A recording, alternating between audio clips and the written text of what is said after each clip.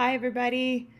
I want to talk about a really important, sensitive topic today. I want to go deep into the issue of working with plant medicines like ayahuasca when you have a diagnosis like bipolar, manic depressive, borderline personality, some of the personality and mood disorders that, frankly, a lot of facilitators won't allow people that have these diagnoses in ceremony because there is a unpredictability and a potential instability in conjunction with the medicine. However, the travesty of that is that the medicine, ayahuasca in particular, can be such an incredibly useful tool for helping to heal these diagnoses. I want to make a distinction that some of us hold that there's an expression of mental illness for these diagnoses. I don't like that expression. I don't think we're mentally ill. I think we get mentally injured. Big distinction because an injury heals. When I was diagnosed with bipolar, I was under the impression for many, many years that I would never, ever get to heal from that issue, from the lack of stability, from the erratic mood swings, from the inability to control the mania and the depression. Well, it came to pass that it's the process of ayahuasca that helped me to understand why it was that I had these issues, and it was an injury, not an illness. And thanks to work with medicine and a really diligent process of healing on my part that involved traditional therapy, that involved coaching, that involved teachers that guided me, and a heck of a lot of work, I am no longer anywhere near the diagnosis of holding that bipolar kind of tendencies. I'm still moody as can be, by the way, but I'm okay with that. It's no longer something that feels like it is a detriment to my life. It's just an expression of who I am.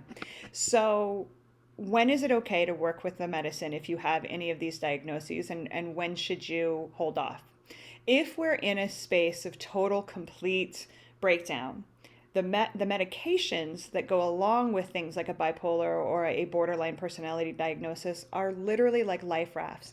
I know the pharmaceutical world gets a bad rap for all of this too, but my perspective is we should embrace every opportunity we have to heal when it is appropriate for the space that we're in.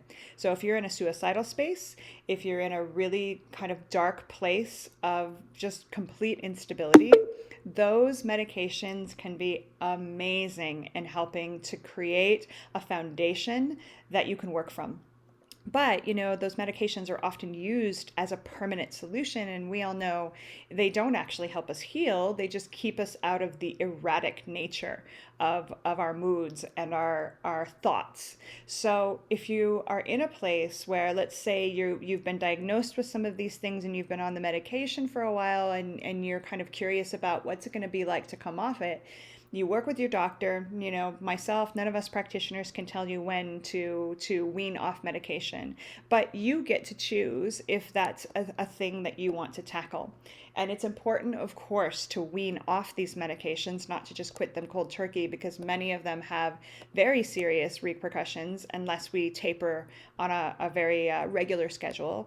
I know Xanax in particular can literally be deadly if you've taken it for a long time and you just go cold turkey and quit. So if you're called to seek alternative ways of healing these mental injuries and you're on medications, please do this with your doctor's support in a very, very intelligent, methodical way.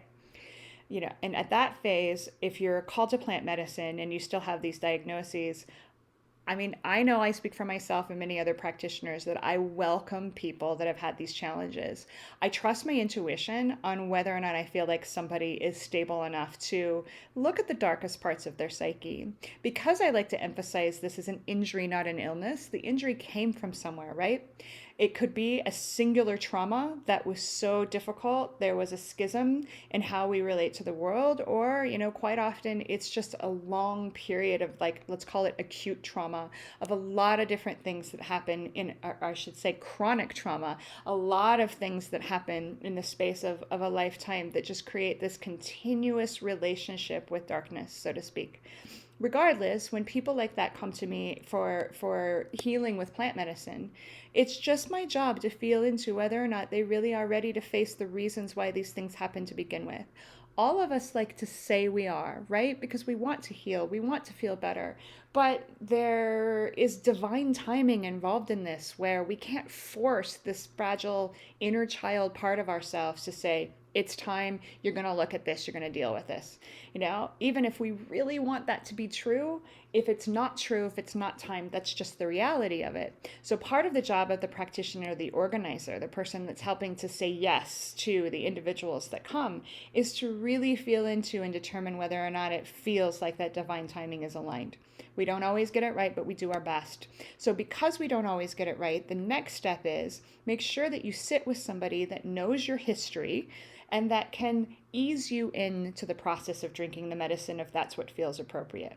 It's personally how I work. If somebody has come to me with prior diagnoses like these, weaned off their own pharmaceutical medications if they were ever on them at all, and then decides that it's time for plant medicine and it's their first time working with it, I will be gentle for the most part to start out with a dosage that's appropriate for that. There's no reason to boom, blow our heads off right out of the gate. So work with a practitioner that can help create a space of safety, knowing that you just have this history and you want to heal, but we don't want to have a plant medicine ceremony add to the trauma of the mental injury, and that can happen.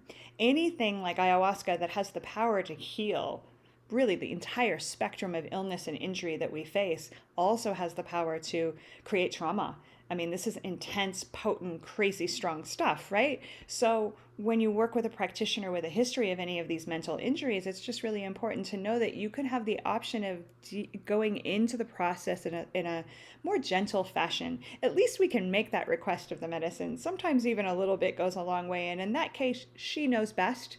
Then we're just going to ride the wave and keep you safe and integrate it. But I just want to emphasize that just because you've had this history of mental illness, injury, and there's a lot of people who choose not to work with this just because there's the danger of not only the instability of the diagnosis, but also, the pharmaceuticals can create problems if they're still in your system. So I always insist people have at least 30 days, depending on the medication, sometimes more, out of their system to make sure that they are safe. And again, that slow kind of easing into the process. It is a fine line in this world between the notion of being mentally ill and being spiritually connected. The thing is, when we're really kind of tapped open and awake, we're very aware that there are spiritual entities, that there are energies and consciousnesses everywhere. Everything has consciousness. So, the more open you become, the more you have the capacity to speak with spirit, to be aware of the entire spectrum of experience here that is not just about the density of these bodies, right? There's so much more complexity. So the last thing I want to address is kind of what is the difference between being mentally unstable and being awakened and spiritually connected, because they have a lot of similarities. I would say the key to it, the core element, is that we are healthy in our openness and our communication with the intangible when we are grounded, when we are deeply embodied.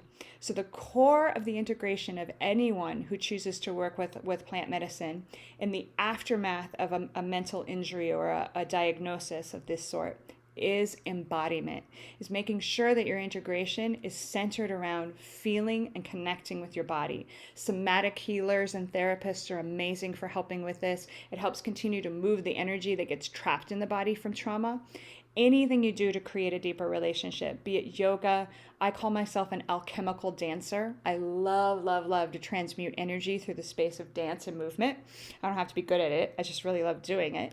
Whatever it is that you do to just create more of a sacred connection to your body, that's kind of what makes or breaks that out of control, manic, frantic, lack of connection to, base level reality. It's all about being in our bodies. So if this is your history and you really want to seek healing through plant medicine, I wholeheartedly can give you the report that it's entirely possible to get better, to heal. But make sure that you do this in a really smart way with the support of your doctor, that you're discerning about who you sit with and that you have support in doing it safely, and that you make integration your number one priority in the aftermath and connecting with your body and continuing to move the energy. If you have questions, this is a big topic, and I know I just hit the tip of the iceberg. Please email me at kat@afterlife.coach. Visit my website at afterlife.coach. Subscribe to this channel below. I'll have a lot more content like this in the future too. And don't give up if the process of healing is something that other people have told you is impossible. I promise you, nothing is impossible. It's possible to move through even the most difficult traumas and diagnoses. So thank you for stopping by and listening. Much love to all of you. Bye for now.